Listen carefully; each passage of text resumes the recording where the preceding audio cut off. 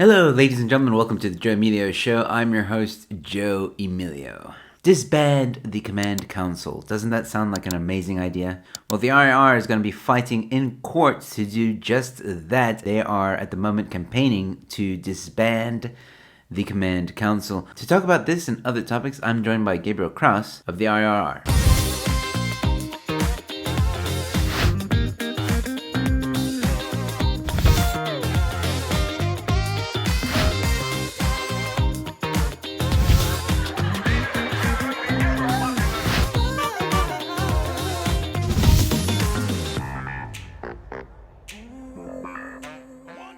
Hello, Gabriel. How are you? I'm good, Joe. Happy to be here. Thank you. Awesome.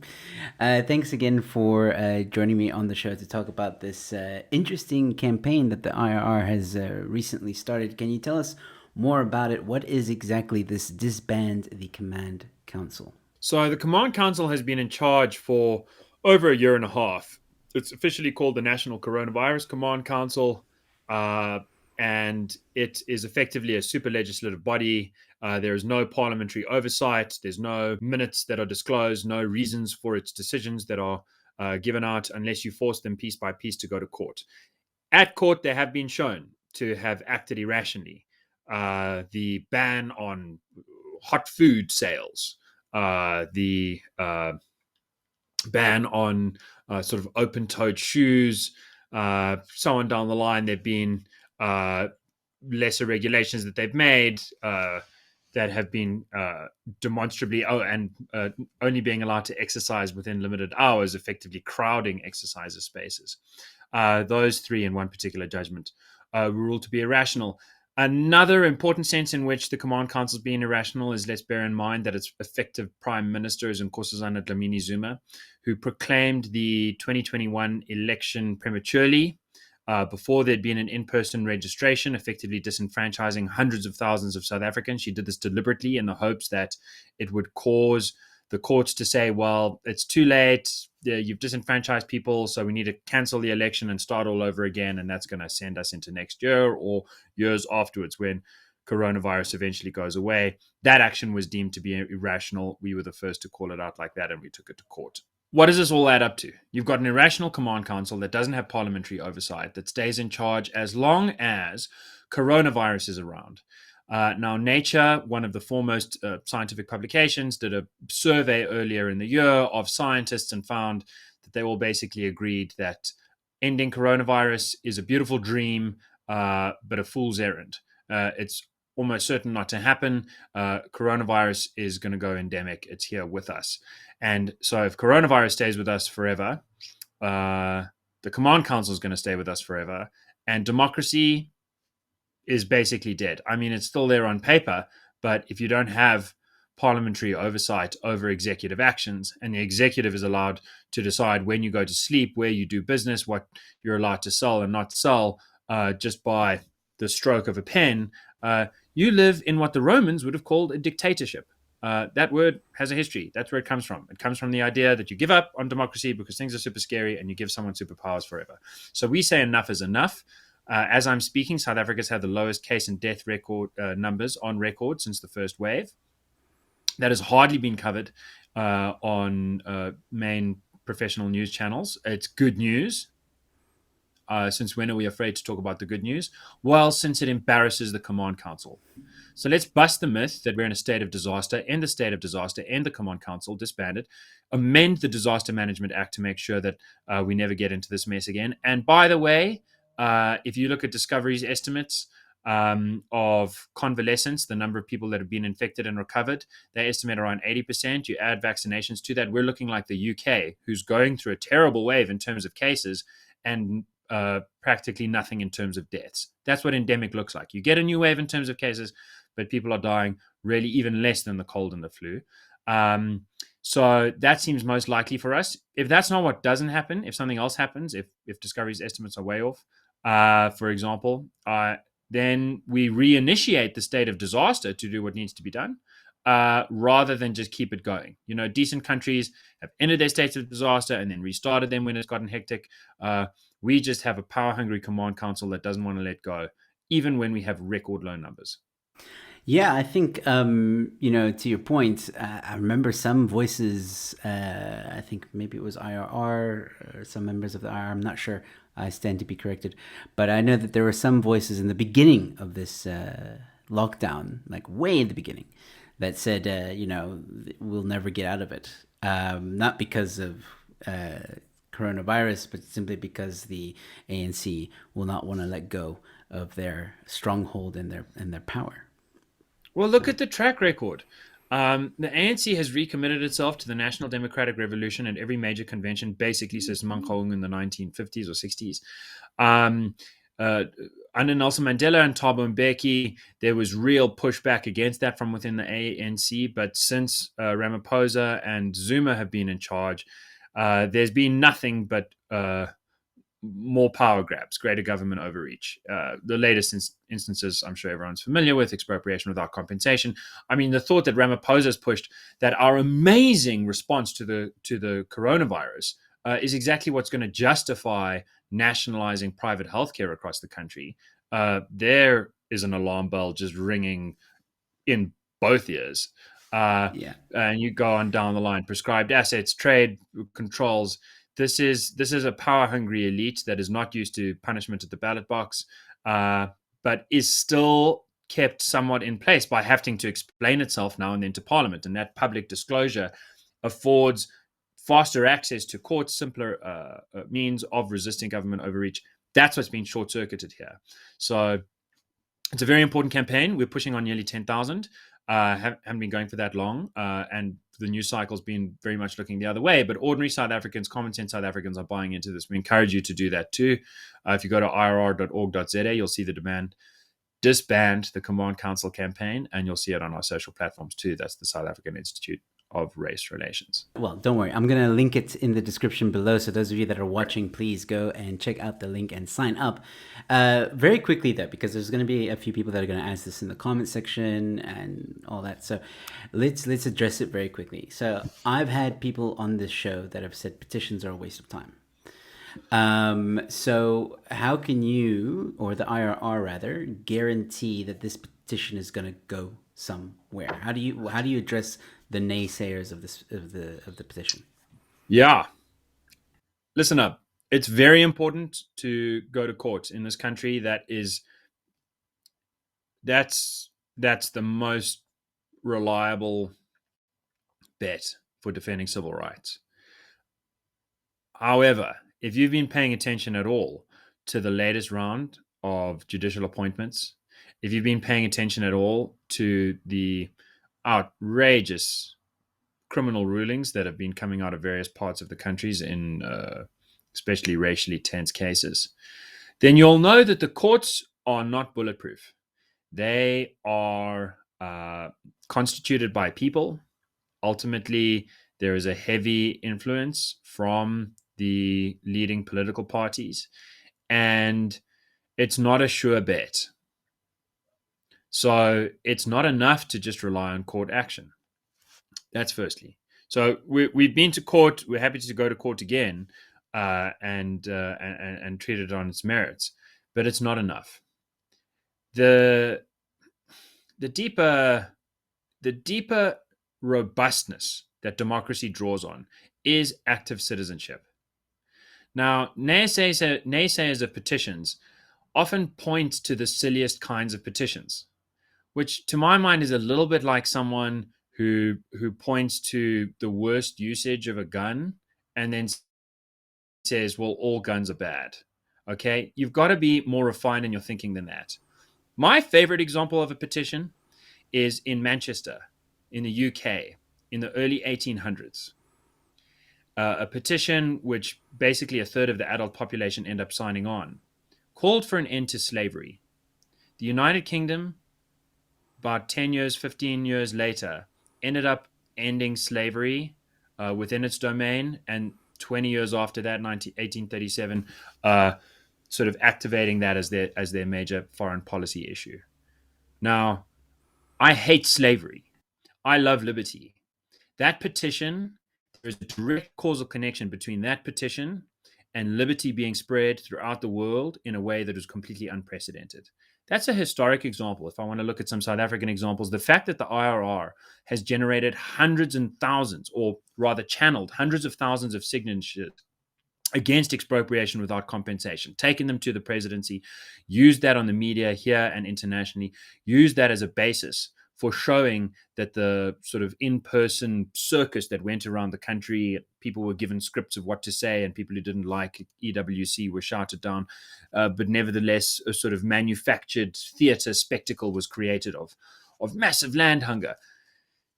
We're able to debunk the myth through our polling and through our petitions that most South Africans want expropriation without compensation. That has been key in slowing this thing down. Maybe even resisting it successfully. I think it's way too soon to say that. I think people are likely to fall into complacency. But the fact that we've been able to halt this for as long as we have has depended on the contribution of a name and a signature of hundreds of thousands of South Africans. That is democracy at work. It's not just voting once every 5 years. It's standing up and saying, I have a voice too. Just because I have another job and I don't have time to go on TV or radio or Joe Emilio's fabulous show doesn't mean my voice doesn't count. Our petitions are a way of making your voice count. And I think that my fig leaf to those who doubt petitions is, you're absolutely right to say that you must choose them wisely. If you want to sign up to a petition that says the moon is made out of cheese, you're wasting your time. But if you choose them wisely, that can be part of making a real difference. So, ladies and gentlemen, once again, go in the link in the description and check out the IRR webpage there where you can sign the petition, and I highly recommend that you do. The IRR definitely has a great track record and are definitely a credible organization. All right, so very quickly, before we end this show, this segment, I know you've been talking about it on various platforms, but I wanted to get the IRR's official statement about the Gareth Cliff saga that happened over the weekend. Do you care to comment? Yeah. So I think that the big picture view is this. We're building into national local government election on the back of the worst financial audit results in this country's history, in the teeth of the, or rather in the beautiful glow of the new dawn and all of these promises. This is a time where South Africans should again be choosing wisely. Some people say the vote doesn't work, don't bother. But if you add it all up, votes do matter and they can make a difference. What are we talking about a week before the election? We're talking about Gareth Cliff interrupting a guest who, by the way, was interrupting him to say that a vast number of statistically excellent international best practice, scientifically, demographically representative surveys show that most South Africans have not personally experienced any kind of racism in the last 5 years, in their own words, in their own sense of things. That good news, together with the fact that only about 3% think that fighting racism should be a government priority. Over 70% would prefer voucher-based, tax-funded vouchers to more BEE. All of 80% would like jobs to be appointed by merit. It climbs up to 85, almost 90% when it comes to national sports teams and so on. All of this common sense, good stuff. These indications, including the fact that most people say that race relations have basically improved. This gets you cancelled. Saying that South Africa's race relations are actually way better than they're made out to be, that racism is not the problem politicians are pretending it is verboten, as the Germans might say. Jeez, you're not allowed to do it. So it's not at all surprising. But if you want to ask yourself, I mean, what is the paradox of South African politics? One party has demonstrably the best track record at service delivery. Another party kind of for every rand it manages to spend on the public, there's 10 rand sitting in someone's back pocket. So who are people going to vote for? Well, I think the ANC's on the knife's edge. I think they might fall below 50%. I think even though they try to stop people from having the vote, they're still nevertheless going to get the largest share out of any particular party. And the DA is probably going to go backwards a little bit from 2016 and forwards a little bit from 2021. So that can encourage people, that can lead people to make the mistake of thinking that South Africa is just populated by silly people who don't understand how democracy works. Yeah, absolutely. Are you still with me?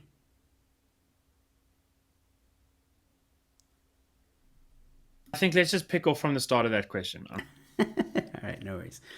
So the start of the question is basically the IRR statement on the Gareth Cliff saga.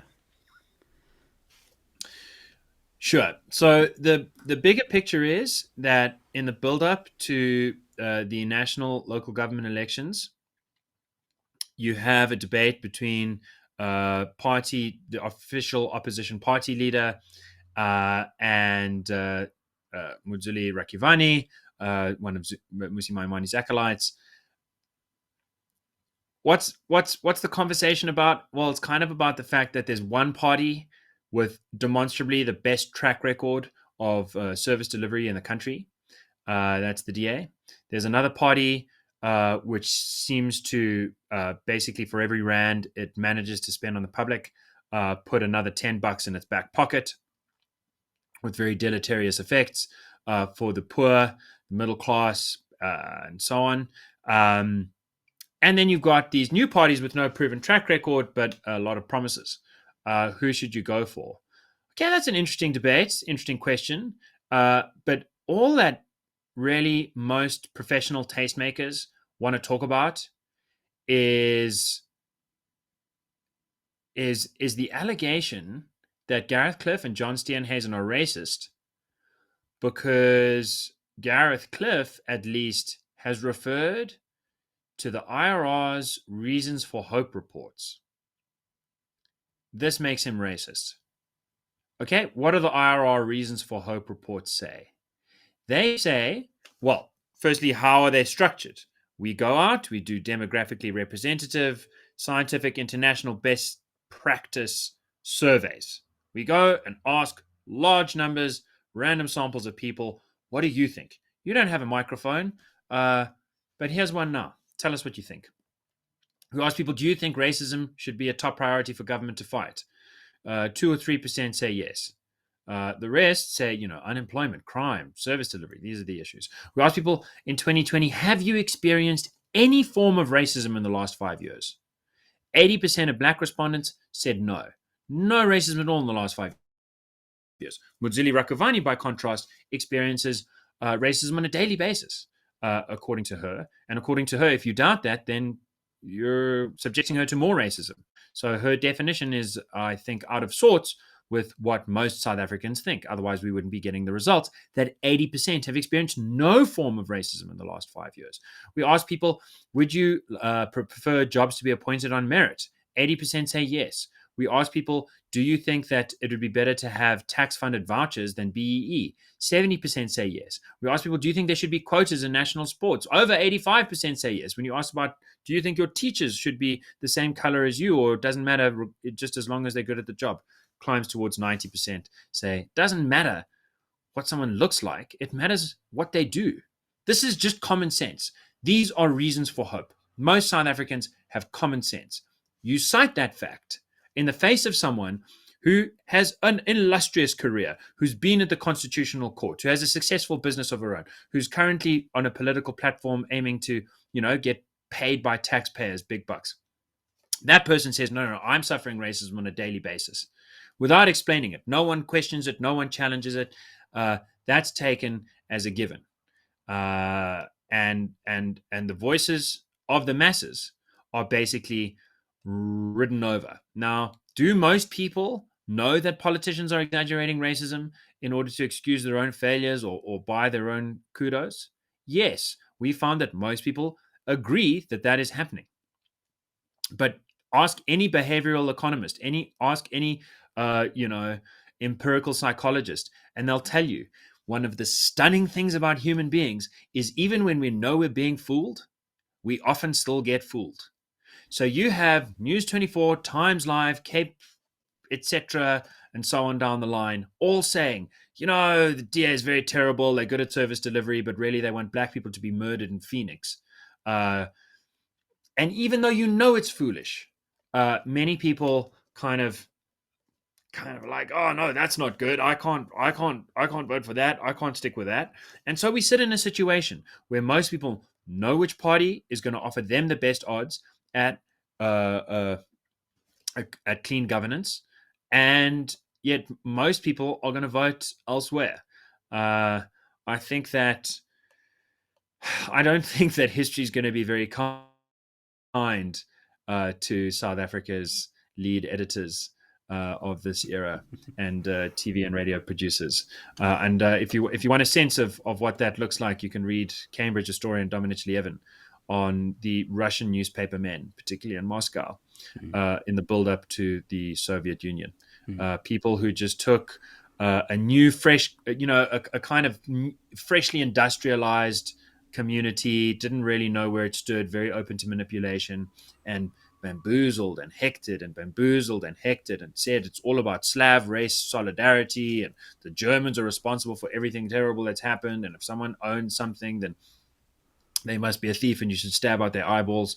And it was all fun and games until you had 80 years of just about the most totalitarian, mass murdering dictatorship that humanity's ever been witness to. Anyway, good luck to the editors. They're having a laugh. Yeah. We'll see who'll be having the last laugh. Well, Gabriel, I think that's all the time we have for at the moment. Would love to have you back on the show and maybe dissect this a bit more once the story continues to evolve, and definitely after the elections coming up this Monday. And we'll talk about the results, I'm sure. But thank you so much for your time and insight into all of this. And once again, ladies and gentlemen, please go in the link in the description below and click on the IRR link there. Disband the, what's it again? Disband the Command Council. Yeah, disband. Dude, what more ominous words? Command Council. I mean, if this was like a villain in a sort of superhero comic, you'd think that it was exaggerated. They have a layer literally somewhere. call themselves that. Yeah. It's called the Union Buildings, Joe. That's the layer. Yeah. No, so please go and sign the petition. I definitely am going to. And yeah, I'll keep a close eye on this story. I'm sure Gabriel will keep us updated as well. So thank you all so much for watching. And yeah, we'll chat to you soon. Gabriel, once again, thank you so much. I appreciate it. And there you have it, ladies and gentlemen. Please comment below. I'd like to know your thoughts. If you enjoyed this, please give it a like. Also, share it with someone who you think might find it interesting. This is your second reminder to please subscribe to my channel. And with that being said, ladies and gentlemen, stay safe, be kind to one another, and I'll see you at the next one. Cheers.